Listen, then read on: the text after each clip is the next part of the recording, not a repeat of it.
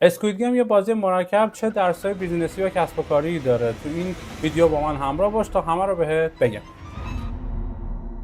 سلام، چطوری؟ من مانوئل هستم، مانوئل آنجانیاس، و تو این کانال در مورد استارتاپ ها و کسب و کارهای اینترنتی صحبت میکنم. اگه به این مفاهیم علاقه‌مند هستین کانال رو سابسکرایب بکن، این زنگوله رو هم بزن، کامنت و لایک هم یاد نره تا بریم ببینیم در اسکوید گیم چه خبر بود.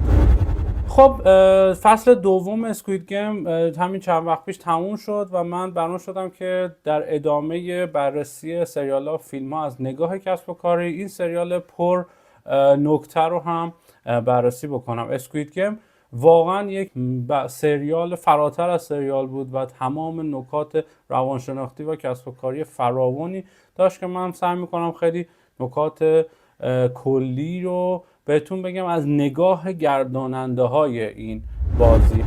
خب بدون شک درس اول میشه این بازی به مثابه یک بیزنس مدل و یک کسب و کار جدی.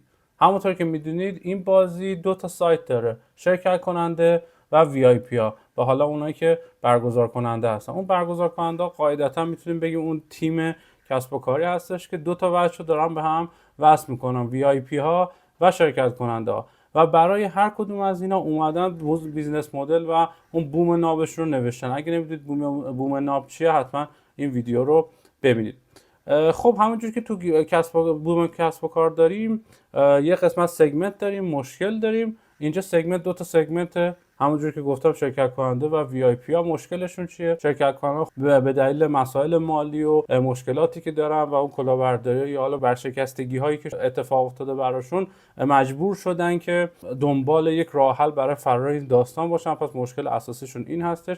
اونورم وی آی پی ها به دنبال هیجان، به دنبال یک زمین بازی جدید برای شرط بندی و در نهایت ارضای اون خوی حیوانیشون هست. بازی اومده به هر کدوم از این سگمنت ها یک ارزش پیشنهادی داره. ارزش پیشنهادی دلیلی هستش که باید به من توجه بکنید. شرکت کنندگان برای رهایی از اون داستان مالیشون، اون حس طمعشون و حس اینکه نجات پیدا کنن از این شرایط، دارن به این بازی توجه میکنن، فارغ از اینکه حتی تو قسمت‌های مختلفی به این نتیجه میرسن که دارن جونشون هم از دست میدن، ولی اون طمع، اون حس رهایی پیدا کردن از اون مشکل داره میگه که این مشکل، این نیاز چقدر براشون مهم هستش که به شدت به دنبال حل اون مشکل هستن. و برای وی آی پی ها هم و همون حس یک زمین بازی جدید، یک حس رقابت، اون خوی حیوانیشونه که از کشته شدن آدم‌ها دارن میبینن و اون حس نظارتی که از بیرون دارن به بازی رو دارن مشاهده میکنن و اون حس مالکیتی که به این بازی دارن، تمام اون دلایلی هستش که دارن به این بازی توجه میکنن. و در نهایت اتفاقی که میفته سولوشنشون شده این بازیه. یعنی اون اگر به بوم ادامه بدیم خیلی هم داره سالیانه برگزار میشه، تکرارپذیریش هم دارید میبینید. درآمدش هم کاملا مشخصه، احتمالاً این وی آی پی ها دارن هزینه و پول اصلی رو دارن به این داستان میدن. به همین راحتی میتونیم یک نگاه بیزینسی جدید داشته باشیم به این بازی و میبینید دقیقاً این بازیه داره داینامیک کسب و کاری گرفته به خودش با این توضیحاتی که من بهتون دادم. خب میریم درس دوم در مورد سطح کنترل و اون میزان استقلال در بازی. صاحبان کسب و کار اسکوید گیم اومدن یه اقتصاد بسته تحت کنترل رو در نظر گرفتن و تمام قوانین و رولای بازی رو خودشون دارن تعیین میکنن و منابع رو محدود میکنن، مرحله به مرحله خودشون تعیین میکنن کاربر اون شرکت کننده چه کاری باید بکنن. عملا شرکت کننده شدن عروسک خیمه شب بازی این عزیزان. حالا چی میخوایم از این داستان یاد بگیریم؟ این که شما در کسب و کارتون اگر میخواید رقابت داشته باشید باید کار بکنید که لیدر بازی شما باشید و گرداننده اون بازی، اون بازار شما باشید و شما قوانین، محدودیت ها و باید و نباید های اون بازی و داینامیک رقابت رو تعیین بکنید. اما درس سوم مدیریت بحران و انعطاف پذیری سیستمه. همونطور که میدونید، حالا نمیخوام اسپویل بکنم، تو فصل دوم همچین اتفاقی افتاد و دیدید که چقدر راحت سیستم تونست خودش رو اداپت بکنه، از درون نفوذ بکنه و تونست تحت کنترل قرار بده شرایط رو. تونستن سیستم رو بر اساس این اتفاقات پلن های دیگه، پلن بی، آلترناتیو های دیگه رو داشته باشن. همین در دنیای کسب و کار هم میتونه اتفاق بیفته. شما باید مدیریت ریسک و مدیریت بحران داشته باشید، حتی داینامیک رقابت و تمام اینا میتونه بهتون یاد بده که چطور میتونید یه مدیریت بحران، مدیریت ریسک خوب رو داشته باشید. اما درس بعدی میشه استفاده یا توجه به ضعف‌ها و رفتار انسان‌ها.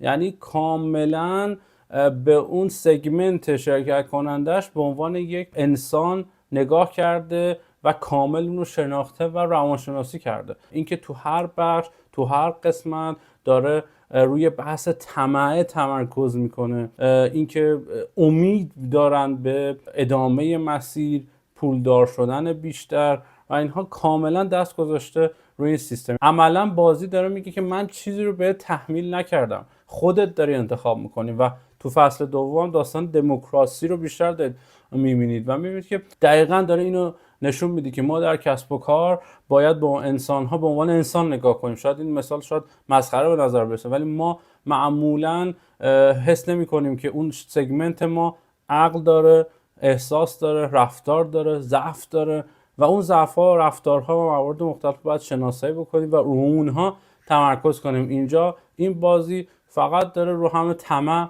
روی پول بیشتر و امید به امیدواری این داستان بدبختی، امیدواری که هر روز میگیم اوکی بهتر میشه، بهتر میشه، بیشتر میشه، بیشتر میشه، داره تمرکز میکنه به همین راحتی. تو دنیای واقعی هم اتفاق میفته دیگه. مثلا شما در نظر بگیر که ما میخوایم یه تخفیف بدیم، میایم روی مثلا میگیم 24 ساعت دیگه بیشتر تخفیف وجود نداره، این آخرین تخفیف، این نمیدونم میگه به علت تغییر، به علت جابجایی، نمیدونم تخفیف خداحافظی و موارد این شکلی. همونطور که داریم میبینیم همه میتونه به این داستانی که درسی که ما در مورد صحبت کردیم برگرده.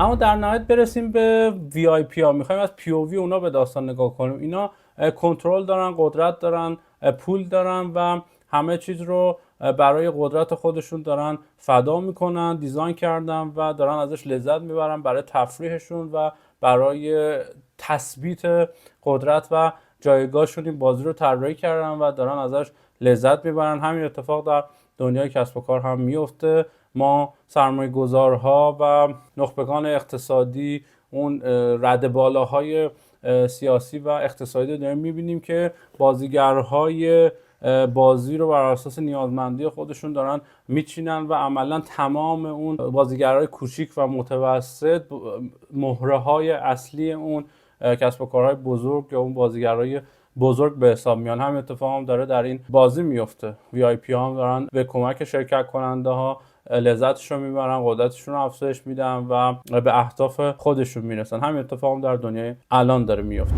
خب بسیار عالی، ممنونم که تا اینجا با من بودید. مطمئنا کلی درس و نکته روانشناسی هستش، ولی من خواستم بدون اسپویل و خیلی کلی به داستان نگاه بکنم. اگر علاقه‌مند بودید میتونیم حتما جزئی هم در موردش بیشتر صحبت کنیم و ممنونم که تا اینجای ویدیو با من همراه بودید. احتمالا شما دوست خوب من هستید، پس سابسکرایب و زنگوله رو از دست ندید. لایک و کامنت هم بذارید که من امیدوار باشم و ببینم که واقعا شما این ویدیوها رو دوست دارید. دمتون گرم، تا ویدیو بعدی، فعلا.